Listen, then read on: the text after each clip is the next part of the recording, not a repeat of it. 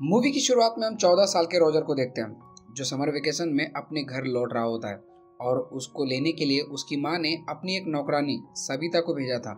जब रॉजर सबिता के उछलते हुए गुब्बारे को देखकर उत्तेजित हो जाता है और सबिता भी उसके इरादे समझ चुकी थी, लेकिन वो उसे कुछ भी नहीं कहती। फिर ऐसे ही हिलते हिलते वो दोनों घर पहुंच जाते हैं जहां रॉजर की पूरी फैमिली मेंबर्स उसका अच्छे से स्वागत करती है। और आगे हम देखते हैं कि रॉजर की एक बहन भी होती है जिसका नाम बर्था होता है। फिर बर्था रॉजर को जंगल के सैर कराने के लिए ले जाती है जहाँ रॉजर की मुलाकात फिर से सविता से होती है और सविता को जोर की टॉयलेट लगी होती है, इसलिए वो वहीं खड़े खड़े रॉजर के सामने पौधों को पानी देने लगती है, यानी वहीं टॉयलेट कर देती है, जिसे देखकर रॉजर की आंखें फटी की फटी रह जाती है और सोचने लगता है कि भैंस की आंख, मैंने ये क्या देख लिया। उसके बाद रॉजर जब ये सब बातें सोचकर जंगल में जा ही रहा था तभी अचानक वो फिसल कर पास ही के एक झाड़ी में गिर जाता है और वहाँ उसे किसी लड़की की हंसने की आवाज सुनाई देती है। फिर वो देखता है कि उसी की घर की एक नौकरानी उर्सेला किसी अनजान आदमी के साथ जंगल में इंटीमेट हो रही है। तभी उर्सेला रॉजर को देख लेती है और मुस्कुराने लगती है।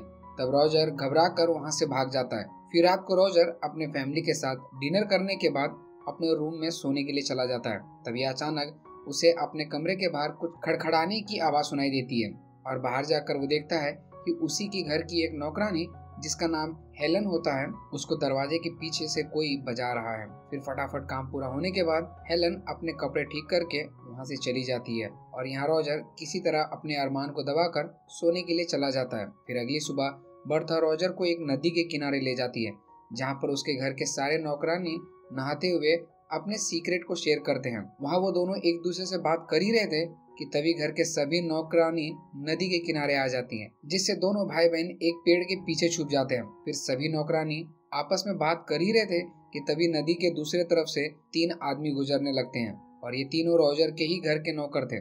फिर वो तीनों हल्का होने के साथ साथ नदी के उस पार बैठी नौकरानी को अपना अपना औजार दिखाने लगते हैं और उर्सेला भी कुछ कम नहीं थी और वो भी जोश में आकर अपने गुब्बारे उन्हें दिखा देती है। और ये सब होते हुए रॉजर भी एक पेड़ के पीछे से छुपकर देख रहा था। फिर अगले दिन हम देखते हैं कि रॉजर की बड़ी बहन एलिसा अपने पति के साथ घर आई होती है और घर के सभी फैमिली मेंबर्स अच्छे से उसका स्वागत करते हैं। फिर एलिसा सभी से गले मिलती है लेकिन रॉजर से सिर्फ हाय हेलो कहकर अंदर चली जाती है। तब रॉजर अपने साथ हुए इस भेदभाव का कारण से काफी निराश हो जाता है और बर्था को रॉजर की निराश समझ में आ जाती है और वो उसका मन बहलाने के लिए उसको एक चर्च ले जाती है जहाँ वो दोनों छत के ऊपर चढ़कर अपनी मासी की बातें सुनने लगते हैं और उसकी मासी मार्गरेट चर्च के फादर के सामने अपने पाप कन्फेस कर रही होती है, जिसमें वो फादर को बताती है कि मुझसे एक बहुत बड़ा पाप हो गया है। दरअसल मेरा नेफ्यू रॉजर अपने समर वेकेशन की छुट्टियों पर यहाँ आया है और जब से मेरे नैन उसके नैनों से टकराए हैं मैं तब से उसकी दीवानी हो गई हूँ और कई बार तो मैंने खुद को उसके साथ इंटीमेट होते हुए भी इमेजिन किया है। फिर ये सारी बातें छत के ऊपर छुपा रॉजर ध्यान से सुन रहा था, जिसे सुनकर वो काफी खुश हो जाता है और सोचने लगता है कि कोई तो है इस घर में जो मेरे बारे में सोचता है। और वो ये सब सोच ही रहा था कि तभी अचानक वो छत से नीचे गिर जाता है जिससे उसका भांडा फूट जाता है। उसके बाद मार्गरेट और फादर रॉजर की माँ को उसके बारे में सब कुछ बता देते हैं, जिसे सुनकर रॉजर की माँ बहुत गुस्सा हो जाती है और वो अपने नौकर से झाड़ू का डंडा लाने के लिए कहती है। फिर वो झाड़ू की डंडी मार्गरेट को पकड़ा कर कहती है तुम उसके पिछवाड़े पे 10 फटके लगाओ, यही उसकी सजा है। जिसे सुनकर मार्गरेट उस झाड़ू के डंडे से रॉजर के पिछवाड़े पर 10 जोरदार फटके लगा देती है। इसी दौरान एलिसा का मंगेतर रोलैंड वहां पर पहुंच जाता है और वह रॉजर की इस हालत को देखकर मन ही मन हंसने लगता है और अब फटके खाने के बाद रॉजर का पिछवाड़ा लाल हो जाता है, इसलिए वो रात में पीठ के बल सोने लगता है। लेकिन तभी उसको फिर से बर्तनों की आवाज सुनाई देती है, इसलिए वो देखने के लिए बाहर जाता है और इस बार वो देखता है कि हेलन को कोई पीछे से बजा रहा है, लेकिन हमें ये नहीं पता चलता कि वो मिस्टर इंडिया आखिर है कौन। पर इस बार रॉजर के साथ साथ फ्रैंक भी इस नज़ारे को एंजॉय कर रहा था, इसलिए इसके बारे में पता करने के लिए रॉजर फ्रैंक के कमरे में जाने लगता है जहाँ फ्रैंक अपने पैंट में हाथ डालकर दूरबीन से चांद सितारे का मिलन देख रहा था।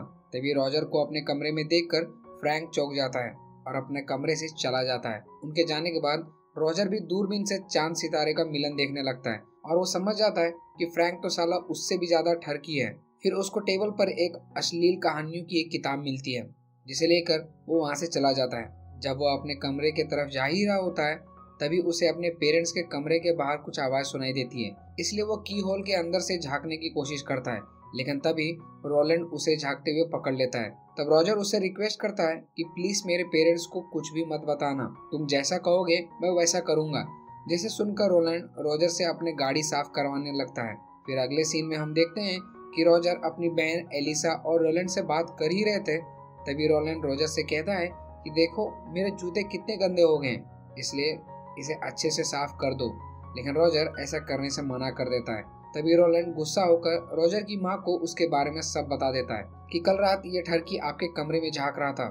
जिसे सुनकर रॉजर की माँ गुस्सा हो जाती है और वो रॉजर को घर से बाहर चले जाने के लिए कहती है। तभी रॉजर मौका देखकर अश्लील कहानियों वाली किताब अपनी बहन एलिसा के किताब के साथ एक्सचेंज कर देता है। फिर वो बाहर छुपकर एलिसा को एक किताब पढ़ते हुए देखता है और एलिसा भी उस किताब को पढ़कर उसके मन में लड्डू फूटने लगता है। इधर रॉजर के अरमान भी जाग जाते हैं, इसलिए वह उर्सुला के पास जाता है जो किचन में अपना काम कर रही थी। फिर रॉजर झटके से उर्सुला को पीछे से पकड़ लेता है। तब उर्सुला डर कर उसके सर पे एक प्लेट तोड़ देती है, जिससे रॉजर को दिन में ही तारे नजर आने लगते हैं। तब उर्सुला देखती है कि ये तो अपना रॉजर है और वो रॉजर के साथ इंटीमेट होने के लिए मान जाती है।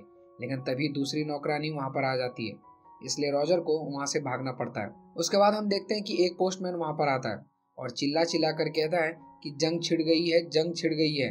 दरअसल जर्मनी ने फ्रांस के ऊपर जंग का ऐलान कर दिया था, जिसे सुनकर सभी लोग वहाँ पर इकट्ठा हो जाते हैं और अगले दिन गांव के सभी मर्द को जंग लड़ने जाना था। इसलिए रॉजर की फैमिली रात को पार्टी करने लगती है और रॉजर को जब ये बात पता चलती है कि उसके घर के सभी मर्द जंग में जाने वाले हैं और घर के सभी औरत अकेले रहेंगे, वो अंदर ही अंदर काफी खुश होने लगता है। फिर अगली सुबह सारे मर्द जंग के लिए रवाना हो जाते हैं। इसलिए रॉजर सबसे पहले उर्सुला को अपने जाल में फंसाता है, पर उर्सुला तो पहले से ही रॉजर को पसंद करती है, इसलिए वो रॉजर को ग्रीन सिग्नल दे देती है और वो दोनों वहीं पर इंटीमेट होने लगते हैं। फिर अगले दिन हम रॉजर की केटी को देखते हैं जो एक नदी के किनारे बैठी होती है। तभी अचानक रॉजर भी नदी से बाहर निकलता है और केटी को अपने बातों में फंसाकर उसके साथ वहीं नदी के किनारे इंटीमेट होने लगता है। और अब रॉजर की हिम्मत बढ़ गई थी, वो अपने घर के सभी लड़कियों के साथ इंटीमेट होने का प्लान बनाता है। फिर रात को हम देखते हैं कि रॉजर की मासी मार्गरेट सोने के लिए अपने कमरे में जाती है, लेकिन वो देखती कि रॉजर पहले से ही उसके कमरे में बैठा हुआ है।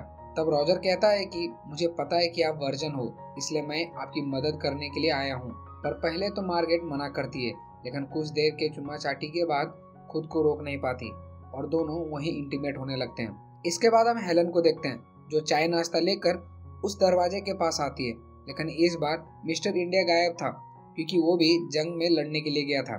इसलिए कोई और चारा ना होने के कारण वो सीधा रॉजर के कमरे में जाती है। अब रॉजर भी उसकी ख्वाहिश पूरी करता है और उसके बाद इंटीमेट होने लगता है। फिर अगले दिन जब बर्था और रॉजर बगीचे में बैठे होते हैं, तब रॉजर की नज़र उसकी बड़ी बहन एलिसा पर पड़ती है, इसलिए वो तुरंत उसके पास जाता है और वो एलिसा को भी अपने जाल में फंसा लेता है। पर एलिसा पहले ये सब करने से मना करती है, लेकिन अश्लील कहानियां पढ़ने की वजह से वो भी खुद को रोक नहीं पाती और वो दोनों वहीं पर इंटीमेट होने लगते हैं। उसके बाद हम देखते हैं कि घर के सभी लड़कियां लाइन लगाकर रॉजर के कमरे में जाती हैं और खुद को संतुष्ट कर कर बाहर निकलती है। फिर एक दिन खुले में एंजॉय करने के बाद एलिसा रॉजर से कहती है कि मैं प्रेग्नेंट हो गई हूँ, जिसे सुनकर रॉजर की फटकर हाथ में आ जाती है। तभी वो दोनों देखते हैं कि रोलैंड प्लेन में बैठकर वापस आ गया है। दरअसल जंग खत्म हो चुकी थी और सारे मर्द वापस आ चुके थे। फिर रॉजर सोच ही रहा था कि इससे कैसे बाहर निकला जाए। तभी उर्सुला उसके पास आकर कहती है कि मैं भी प्रेग्नेंट हो गई हूँ।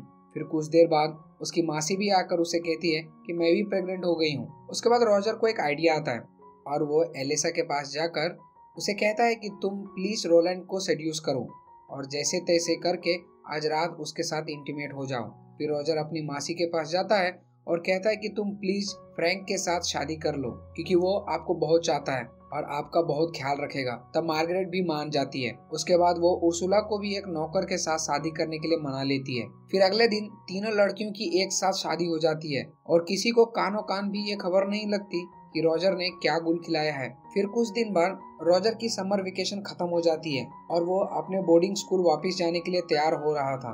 तभी हेलन वहाँ पर आती है और उसे कहती कि मैं भी प्रेग्नेंट हूँ, जिस पर रॉजर कहता है कि तुम टेंशन मत लो, मैं तुम्हारे लिए भी एक दूल्हा का इंतजाम कर दूंगा। जिस पर एलन कहती है कि इसकी कोई जरूरत नहीं है, मैं यहीं के किसी भी एक मर्द को चुन लूंगी। फिर अगली सुबह रॉजर अपने बोर्डिंग स्कूल के लिए निकल जाता है और इसी के साथ ये मूवी यहीं ख़त्म होती है। दोस्तों उम्मीद करता हूँ कि ये मूवी एक्सप्लेनेशन आपको अच्छी लगी होगी। तो प्लीज़ इस वीडियो को लाइक और चैनल को सब्सक्राइब करना ना भूलना। तब तक के लिए मिलता हूँ आपको अगली वीडियो में।